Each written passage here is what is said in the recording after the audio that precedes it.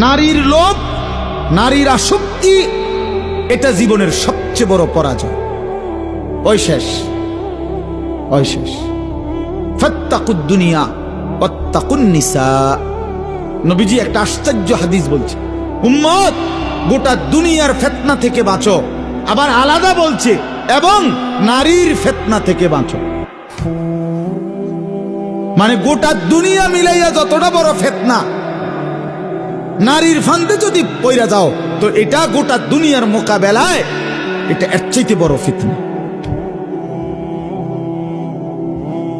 বাকি সব ক্ষতি পোষাইতে পারবা, কিন্তু চরিত্রের এই ক্ষতি আর পোষাইতে পারবে না, যার চরিত্রের অধপতন হয়েছে। Character is lost, everything lost, everything সব শেষ, এভরিথিং সব শেষ। তাই আল্লাহ তাআলা কোরআনুল কারীমে বলেছেন, ওয়ালা তাকরাবুজ জিনা, জিনা ব্যভিচারের কাছেও যেও না। কোন নারীর দিকে তাকানো, যার প্রতি দেখার অনুমতি না, এটা জিনা, চোখের জিনা। কোন নারীকে ছুঁয়ে দেখা অবৈধভাবে, এটা হাতের জিনা। কোন নারীর সাথে অবৈধ কথা বলা, মোবাইলে হোক আর সরাসরি হোক, এটা মুখের জিনা, জবানের জিনা।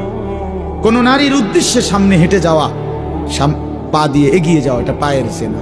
আল্লাহ রাসূল বলছেন, কোন নারীকে নিয়ে জল্পনা কল্পনা করা, এটা অন্তরের জিনা। আর লজ্জাস্থান দ্বারা যে জিনা করে, এটাও জিনা।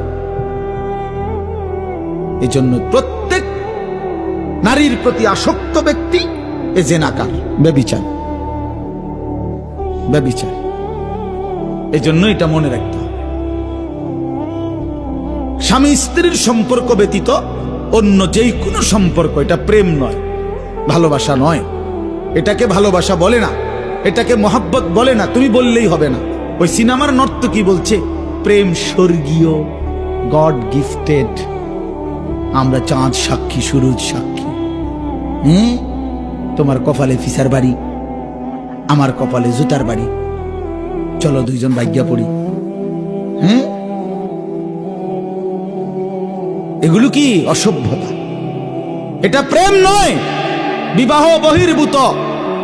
নারী পুরুষের যেই কোন সম্পর্ক, এটা জিনা, জিনা, জিনা, জিনা, ব্যভিচার, ব্যভিচার, ব্যভিচার। আর আল্লাহ ওয়াদা করছে কোরআনে, ব্যভিচারী শোন, ইউদাআফ লাহুল আযাবু ইয়াউমাল কিয়ামা।